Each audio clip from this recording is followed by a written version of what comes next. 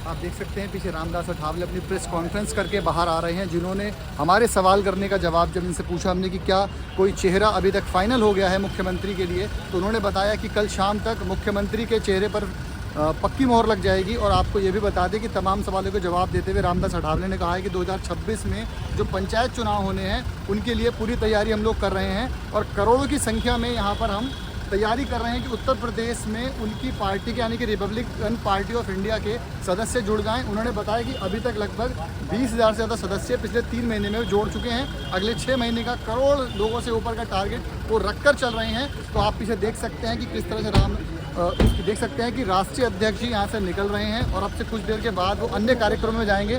आपको दिखाएंगे लाइव तस्वीरें, आप बने रहिए इनसाइड कंट्री न्यूज़ के साथ। नमस्कार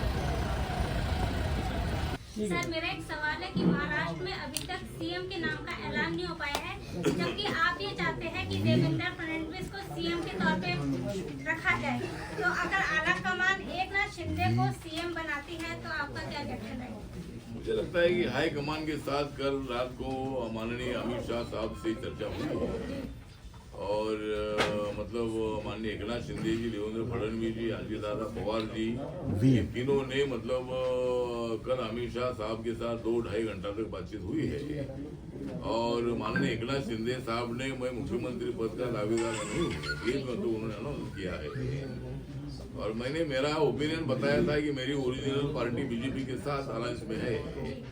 तो जिस तरह आंकड़े आए हैं कि 132 बीजेपी के पास है और 7 दूसरे पार्टी के लोगों ने उनको सपोर्ट किया है, तो 139 सीटें बीजेपी के पास है और अजित पवार की एनसीपी ने 41 सीटों का सपोर्ट भी देवेंद्र फडणवीस ने किया है। वैसे मिलाकर 180 सीट होती है। तो 180 सीट है और एकनाथ शिंदे साहब ने भी बहुत बड़ा काम किया। उन्होंने उद्धव ठाकरे के खिलाफ लड़कर 57 सीट चुनकर लाई है।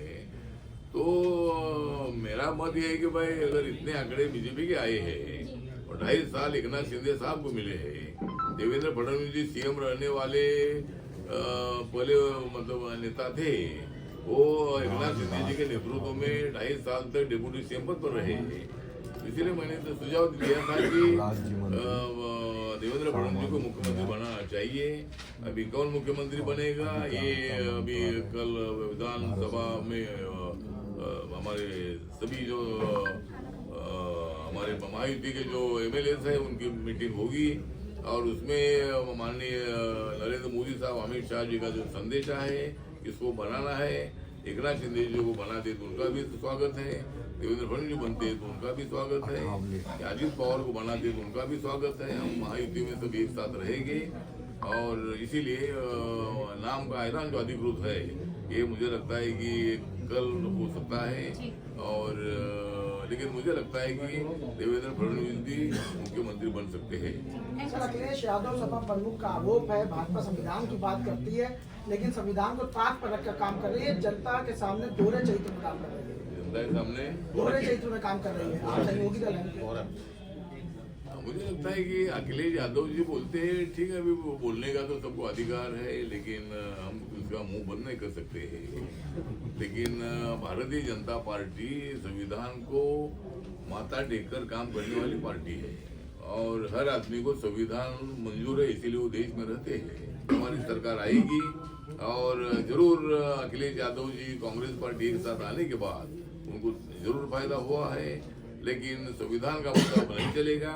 महाराष्ट्र के चुनाव में संविधान का मुद्दा नहीं चला और 2027 के चुनाव में यूपी के भी ये संविधान का मुद्दा नहीं चलेगा। इसीलिए अखिलेश यादव हमारे अच्छे मित्र हैं।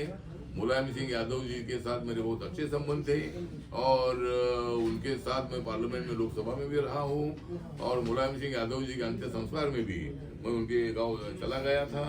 जरूर मैं एनडीए में हूँ लेकिन व्यक्तिगत संबंध मेरे मुलायम सिंह साहब से बहुत अच्छे थे, वो सोशलिस्ट नेता थे और अखिलेश यादव भी हमारे साथ मेमोरा पार्लियामेंट रहे हैं, इसीलिए वो हमारे मित्र है। लेकिन अभी संविधान को ये इसी तरह की बात करने से अभी लोगों का भरोसा उड़ रहा है। मतलब जिस तरह महाराष्ट्र में हुआ, हमारे अपेक्षा से भी ज्यादा लोगों ने हमको वोटिंग किया है, इसलिए अखिलेश यादव जी ने जो बात की है उससे मैं सहमत नहीं हूँ। बीजेपी संविधान को मानती है, नरेंद्र मोदी ने संविधान को माथा टेकर शपथ ली है। जिस कांग्रेस ने 2 बार बाबा साहब को हराया है जिस कांग्रेस ने बाबा साहब को भारत रत्न नहीं दिया था, जिस कांग्रेस ने बाबा साहब की प्रतिमा सेंट्रल हॉल में नहीं लगाई थी, वो कांग्रेस इन लोगों ने इमरजेंसी लगाकर संविधान की ध्वजा उड़ाई थी इंदिरा गांधी जी ने। ये क्या संविधान की बात करते हैं? इसीलिए संविधान को बाजू में रखो और बाकी के विषय पर हमारे सामने आइए। हम लड़ने के लिए तैयार है, जो भी रिप्लाई चाहिए वो देने के लिए हम तैयार हैं। ये संविधान बदलने की बात तो भाजपा के कई केंद्रीय नेताओं ने शुरुआत किया था कि संविधान हम और प्राइम मिनिस्टर हो, मुख्यमंत्री हो, मंत्री हो, सब संविधान को सामने रखकर उसकी शपथ लेते हैं। इसीलिए मुझे लगता है कि भारतीय जनता पार्टी संविधान को मानती है। भारतीय जनता पार्टी बाबा साहब के संविधान को मजबूत कर रही है और संविधान को राजनीति में नहीं लाना चाहिए। बाकी के मुद्दों पर चर्चा करो, विकास के मुद्दों पर चर्चा करो। सरकार ने ये नहीं किया, वो नहीं किया, वो बोलो, क्या करना चाहिए वो बोलो, लेकिन संविधान को राजनीति में नहीं लाना चाहिए। और राहुल गांधी जी संविधान को सामने लाकर एक बार तो उनका फायदा हुआ, तो भी मोदी जो हरा नहीं पाई, शुरू किया है। और अभी 1-2 महीने के अंदर ही हमारे सदस्य 20,000 बने हैं। कितने करोड़? 1 करोड़। हाँ, तो 1 करोड़ मेंबर बनाने का हमारा लक्ष्य आने वाले 5-6 महीने में। उत्तर प्रदेश में 6 करोड़ जो मेंबर है, ये आरपीआई को बनाने का हमारा लक्ष्य है। उसमें हिंदू हो, मुसलमान हो, बुद्धिस्ट हो, जैन हो, ईसाई हो, और इसी तरह वो भी नारा कामयाब रहा। और योगी जी का नारा कटेंगे तो बटेंगे, इसका भी बहुत फायदा हमें महाराष्ट्र में हुआ।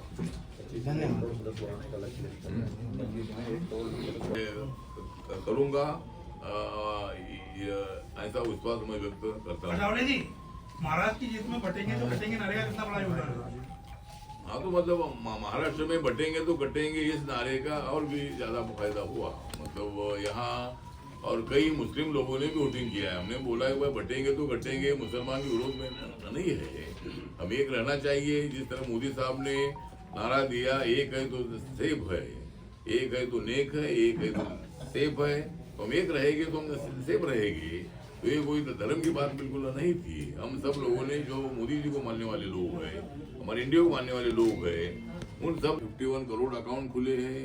46 करोड़ से ज्यादा लोगों को मुद्रा योजना का लोन मिला है। 11 करोड़ लोगों को मतलब उज्ज्वला योजना का गैस सिलेंडर मिला है। 4 करोड़ लोगों का प्रधानमंत्री आवास योजना का मकान मिला है। और 12 करोड़ लोगों को जल से नल, ये जो स्कीम है